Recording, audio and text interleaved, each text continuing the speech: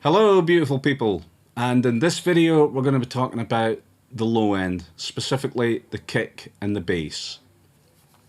There's a lot of videos on YouTube that talk about this. There's a lot of videos that do this, do that, don't do that, do that. And I think if, I can only imagine what it'd be like to be a newcomer and getting all this different information bombarding at you all the time. That would be tricky to deal with. I think if I was starting off today and being confronted with all this plugins and all this hardware, it would just be crazy. I don't think I would have ever made a record. I would just have drowned in all that stuff and the information. So there is a lot of information out there, and a lot of people are quite happy to say, do this, don't do that. I don't do that. Because look, in my experience, you're going to see some extreme, not extreme, but I'm pushing what I'm going to do here. A lot of people just wouldn't do. They would be horrified. They would go to extreme lengths to avoid using the limiters, which I'm going to be doing here on individual tracks. I won't. I'm actually using limiters now more than compression. Because in electronic music, I'm not bothered by dynamics. It's not a classical guitar or acoustic guitar or vocalist. The dynamics are everywhere. And of course, you're going to need compression to control that, as it should be. But if it's a synth or a kick drum from a machine, it's not changing in volume naturally. So we, in the electronic 4-to-the-floor dance music genre, we don't need, actually, it's not necessarily, we don't need compression to control dynamics. We need compression for vibe. Producers that I've spoken to during the past 30 years, engineers, producers, what have you, just other musicians, what I've gathered from a lot of the conversations, and I'm just the same, is when we got a new piece of gear, the immediate thing was you would just set it to the extreme. And then from the extreme position, really pushing it. Extreme isn't the right word, but it's a word I'm using just now. But let's say it was a compressor and you're just really pushing it, and it's from there you'll start backing off, and you'll try and find the sweet spot. The sweet spot usually isn't the most gentle setting, and I think this is the way that most, the big producer engineer types, these people are not sitting there just tickling a little half a dB on gain reduction here and there. I think they're slamming stuff, And this is kind of what's going on here. So what this video really is about, it's about demystifying a little bit, And I'm just using standard process, but maybe the limiters are not what people would use. They'd use some other stuff, but I'll be using limiters. Right, and what's going on, time I got on with this, what's going on here, I've got a little loop playing from Maschine. The kick drum and bass line is piped into individual channels, but everything else is just coming through the Maschine stereo out. And I'll be processing the kick and bass to fit in with what's coming out of Maschine.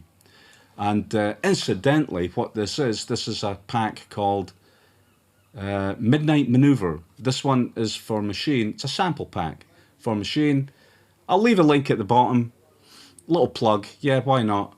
The Maschine version, you get these 10 groups, which is basically a kind of semi-mixed kind of loop where you could basically, you've got access to every single element. You could turn it into your own thing in seconds flat.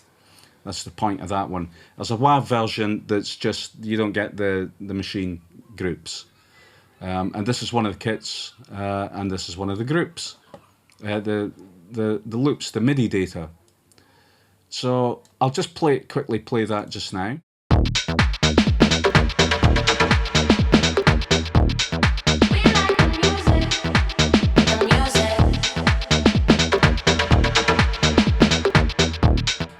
So as you can hear, the kick drum, it just definitely isn't anywhere near slamming enough, and the bass line, it doesn't sound too bad, but it needs work. Those two elements need work, and that's what I'm going to do.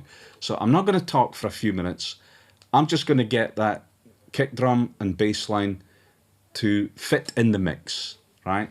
So bear with me, and I'll be back in a few minutes, and I'll talk about what I did and why I did it.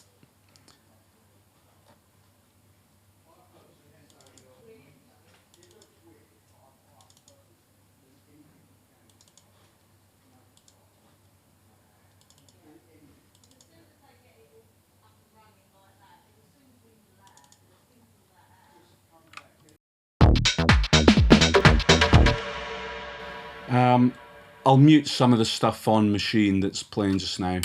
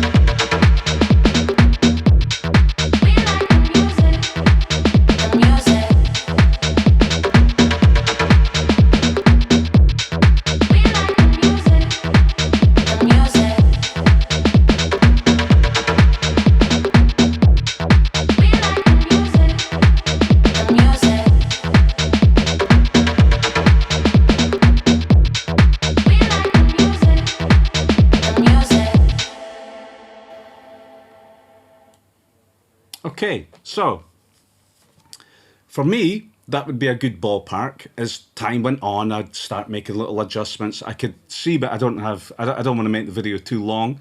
But with the bass line, I really wanted to I would have wanted it to pump in and out a bit more.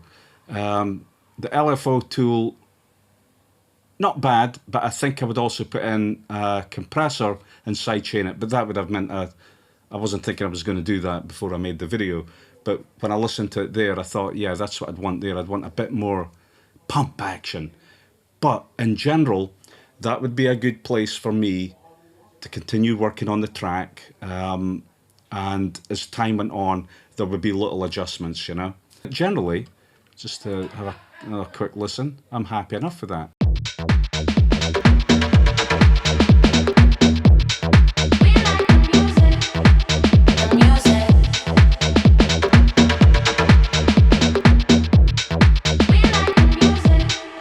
Not not entirely 100% set on the levels. What usually happens with me, kind of up and down over a period of time, working on the track, and I find the sweet spot eventually. So, right, so what I did there, I think some people would be quite shocked at adding on the bass line, how many dB of reduction was that?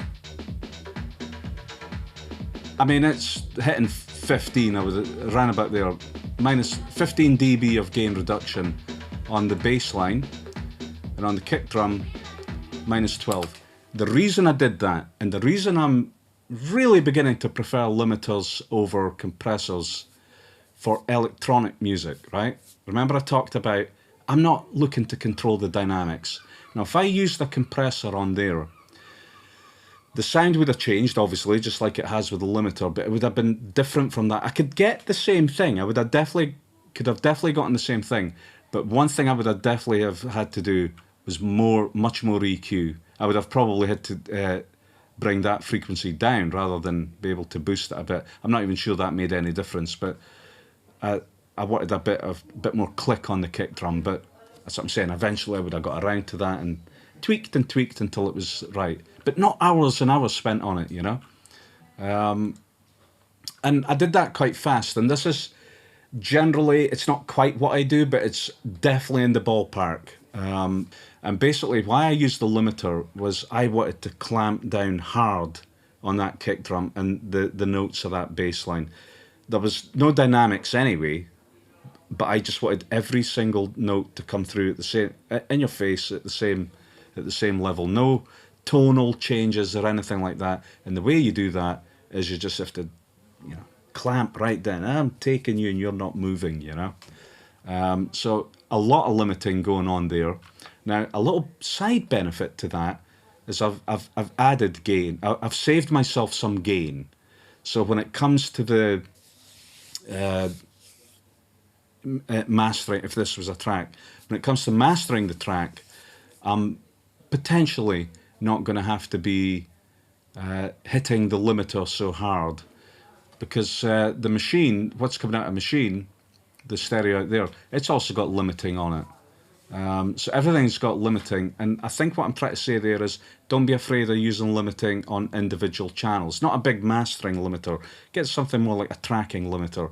I'm not even sure there's such a thing. But like I say, your DAW is sure to have a built-in limiter, which is fine for these purposes, you know. This is a process I'm using limiters a lot more than compressors now. I still use compression, and in fact, on this bass line, there's a good chance I would have put a compressor after that LFO to make the pumpy, the push and the pull spring out a bit more. And I hope that this video has demystified it a bit. There was nothing wonderful technique or anything like that, some unknown technique going on of just slamming the limiters, right? Because I'm realistic about what this track is. That it's just not a track, it's a loop. But if it was a track, it's a the floor dance floor tech house track. That's what it is. And they are loud. The average Beatport one is about -7 RMS. Pretty loud compared to like 5 years ago when it was -11 RMS. So, but don't give any thought to the loudness war. People are just going to go as loud as they can, and they're going to keep doing it. Maybe something will happen someday. We don't have to be doing this loudness thing, but we're in that ballpark now, and you know, you kind of have to do it, you know, especially if you're going to be selling your music commercially. So, and about the EQ, I can imagine some people going, "What's he doing? He just cut all the bass." Well, not really. I took a fair bit off, yeah. But I'm okay with that. What was it? Got a low cut, up to 66 hertz, low cut, 12 decibel per octave on the bass, and 57 on the kick drum. So that's a fair bit of low cutting going on there. I think most people are now just like, they're doing it at 20. But here's the point. This little track is bass centric. It's all about the bass, right? The low end, or at least it's not all about that, but those two elements have to be in your face, loud, right? Now, if I had tons and tons of really low end going on, That mix is not going to translate. It would just be too much bass on people's systems, even though it would sound perfectly fine here. So this is another thing I'm doing a lot of these days, which I used to do in the past, except that I had a 75 hertz low cut on the mixer that I use for a lot of records. It was always down. I didn't even know what it was, just stuff sounded better to me. So that was it. There's no like fantastic revelation here, but if you're a newcomer, what you just saw there is a kind of not a bad way to kind of, yeah, get on with it. So anyway, I hope you got something from this video. If not, watch another one. See you soon.